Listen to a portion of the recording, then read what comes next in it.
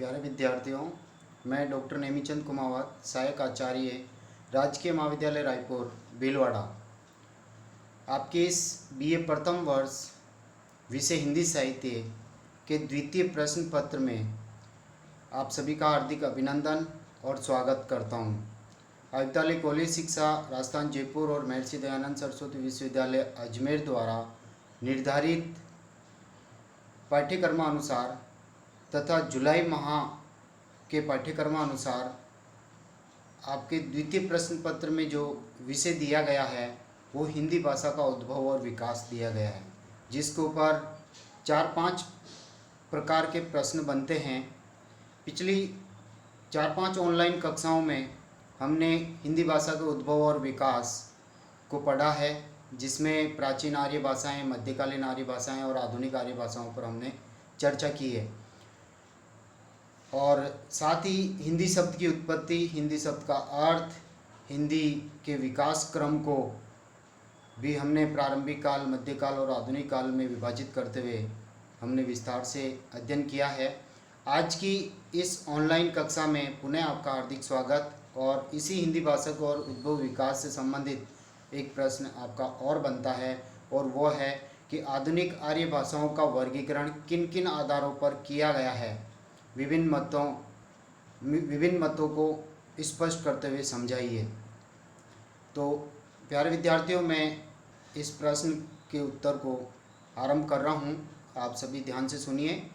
बहुरूपीय परिवार की आर्य शाखा अत्यंत ही महत्वपूर्ण शाखा है। जॉर्ज गिरियर्सन ने भाषा तत्व के आधार पर भिन्न भिन्न भाषाओं के उच्चारण तथा व्याकरण का विचार करते हुए आधुनिक आर्य भाषाओं का वर्गीकरण किया और उनकी शाखाओं को 3 उपशाखाओं में विभक्त किया। इनके वर्गीकरण में ऐतिहासिक स्थापना है। इन्होंने 3 उपशाखाओं को बहिरंग, अंतरंग और मध्यवर्ती शाखा में विभाजित किया है। गिरियर्सन का ये वर्गीकरण ऐतिहासिक आधार पर है। उनके अनुसार आर्य लोग भारतवर्ष में 2 बार आए। पहले आने वाले आर्य उत्तरी पर्वतीय भाग से यहाँ आए और भारत के मध्य देश में बस गए। फिर दूसरी बार आने वाले आर्यों ने पूर्वागत आर्यों को पराजित कर मध्य प्रदेश पर अधिकार कर लिया। नवागत आर्यों की भाषा शौरसेनी और अपभ्रंश का पर्याप्त प्रसार हुआ तथा राजभाषा होने के कारण उसे अंतरंग नाम दिया गया। मध्य प्रदेश से बाहरी सीमा क्षेत्रों में रहने वाले आर्यों की भाषा को बहिरंग कहा गया है। बहिरंग और अंतरंग, देखिए क्या अंतर है इनमें। इस प्रकार बहिरंग और अंतरंग समुदाय की भाषाओं में एक महत्वपूर्ण अंतर स्पष्ट होता है, और वह यह है कि बहिरंग भाषाएं यदि संयोगात्मक हैं तो अंतरंग भाषाएं वियोगात्मक स्थिति में हैं। पहली के कारक रूप प्राय प्रत्यय लगाकर बनते हैं, तो दूसरी के कारक रूपों के लिए सहायक शब्दों की आवश्यकता होती है। उदाहरण स्वरूप हिंदी में कारक रूप बनाने के लिए घोड़ा शब्द के साथ का लगाकर कारक रूप बनता है घोड़ा का, परंतु बंगला आदि में घोड़े के स्थान पर घोड़ार या घोड़ेर होता है। देखिए, जो आधुनिक आर्य भाषाओं का जो वर्गीकरण हुआ, गिरियर्सन जी ने अपने तर्क देते हुए ये वर्गीकरण प्रस्तुत किया है, जिनको मैं आपके समक्ष रख रहा हूँ। उच्चारण तथा व्याकरणिक संबंधी अंतर को दृष्टि में रखकर डॉक्टर गिरियर्सन ने भारतीय आर्य भाषाओं को 3 भागों में वर्गीकृत किया है। पहला भाग जो है बहिरंग उपशाखा, इसमें इन्होंने 3 उपभाग किए हैं। पश्चिमी उत्तर वर्ग में इन्होंने लहंदा और सिंधी को रखा। दक्षिणी वर्ग में इन्होंने मराठी भाषा को रखा। पूर्वी वर्ग में इन्होंने असमिया, बंगाली, उड़िया और बिहारी भाषा को रखा है। तो बहिरंग शाखा के बाद में दूसरा इन्होंने जो भाग किया वो है मध्यवर्ती उपशाखा। इसमें मध्यवर्ती वर्ग में इन्होंने पूर्वी हिंदी को रखा है। और तीसरा इनका उपविभाजन है अंतरंग उपशाखा, जिसमें भी इन्होंने 2 उपभाग किए, केंद्रीय वर्ग और पहाड़ी वर्ग। केंद्रीय वर्ग में इन्होंने पश्चिमी हिंदी, पंजाबी, गुजराती, भिल्ली, खानदेशी और राजस्थानी को रखा है। और पहाड़ी वर्ग में इन्होंने पूर्वी पहाड़ी, मध्य पहाड़ी और पश्चिमी पहाड़ी को रखा है।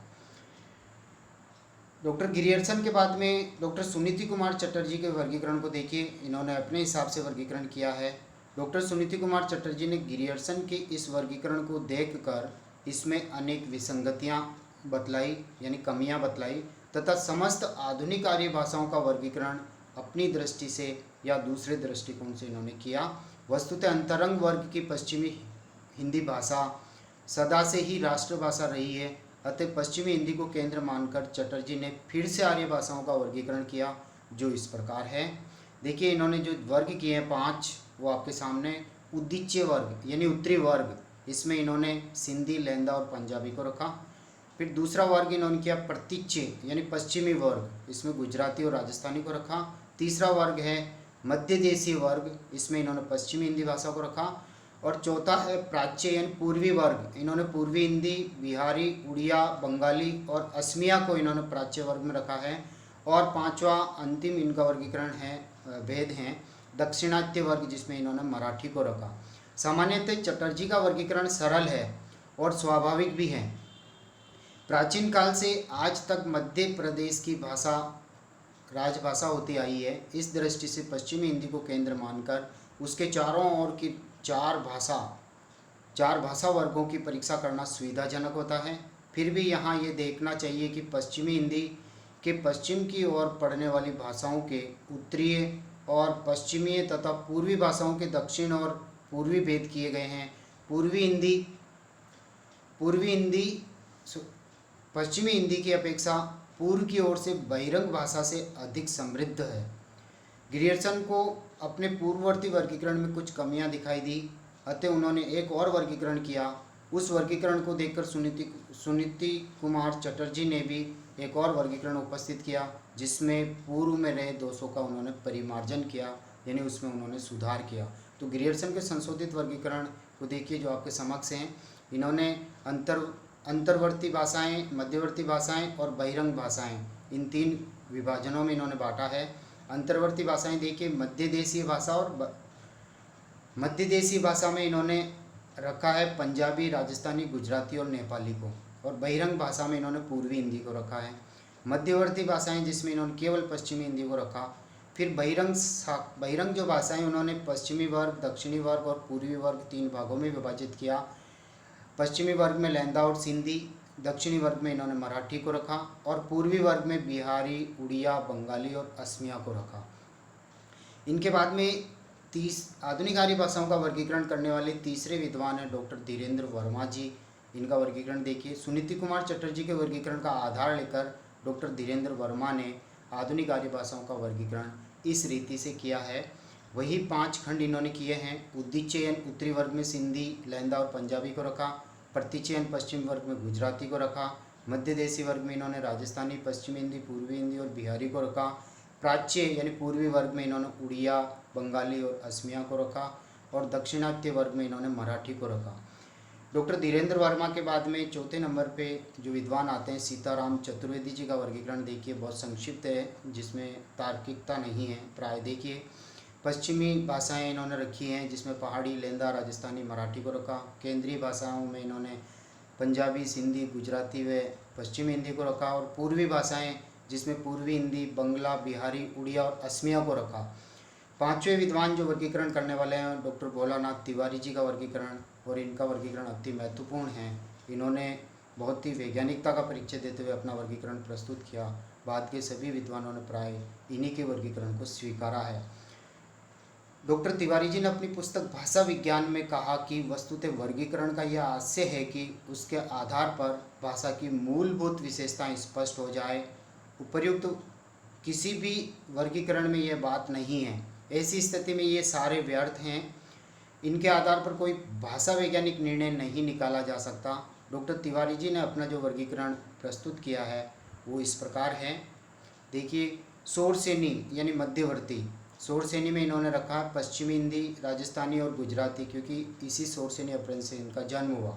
मागधी अपभ्रंश यानी जो पूर्वी हैं, इनसे बिहारी, बंगाली, असमिया और उड़िया। फिर अर्धमागधी अपभ्रंश से यानी मध्य पूर्वी से इन्होंने पूर्वी हिंदी को, और महाराष्ट्री यानी दक्षिणी से इन्होंने मराठी का जन्म माना। और ब्राह्मण पैसाची यानी पश्चिम उत्तरी से इन्होंने सिंधी, लहंदा और पंजाबी को रखा है। इन्होंने ये 5 वर्ग किए हैं और ये 5 अपभ्रंश भाषाओं पर आधारित हैं, जिनसे इन आधुनिक आर्य भाषाओं का जन्म हुआ। ये वर्गीकरण क्षेत्रीय आधार पर प्रस्तुत किया गया है। अन्य विद्वानों ने भी इस तरह के वर्गीकरण उपस्थित किए हैं। श्री राममूर्ति मल्होत्रा ने पश्चिमी भाषा को केंद्रीय भाषा स्वीकार कर शेष सब भाषाओं को उन्होंने पूर्वी और पश्चिमी हिंदी में विभक्त किया है। आचार्य किशोरीदास वाजपेयी ने रूप तत्व के आधार पर 3 भेद माने हैं। इसी तरह सीताराम चतुर्वेदी ने संबंध सूचक परसर्गों के आधार पर भारतीय भाषाओं का वर्गीकरण किया है, परंतु ये वर्गीकरण मान्य नहीं हो सके। निष्कर्ष रूप में हम कह सकते हैं कि इस प्रकार हम देखते हैं कि आधुनिक भारतीय आर्य भाषाओं का वर्गीकरण विद्वानों ने अपने अपने दृष्टिकोणों से प्रस्तुत किया है। वस्तुतः कौन सा वर्गीकरण पूर्ण है ये निश्चित रूप से नहीं कहा जा सकता है। भाषाओं के वर्गीकरण के लिए आवश्यक है कि भाषाओं की प्रकृति में कुछ न कुछ समानता हो, और यह नहीं कि एक भाषा सुदूर पूर्व की और दूसरी भाषा पश्चिमी सीमा क्षेत्र की तथा दोनों को एक ही वर्ग में सम्मिलित कर दिया जावे, जैसा कि ग्रियर्सन के वर्गीकरण में है। वर्गीकरण में वैज्ञानिक आधार होना चाहिए। उत्पत्ति तथा क्षेत्रीय दृष्टि से भाषाओं को विभिन्न वर्गों में विभाजित किया जा सकता है। भारतीय आर्य भाषाओं को उपयुक्त रूप से अग्र वर्गों में हम विभाजित करके देख सकते हैं कि सही वर्गीकरण यह है।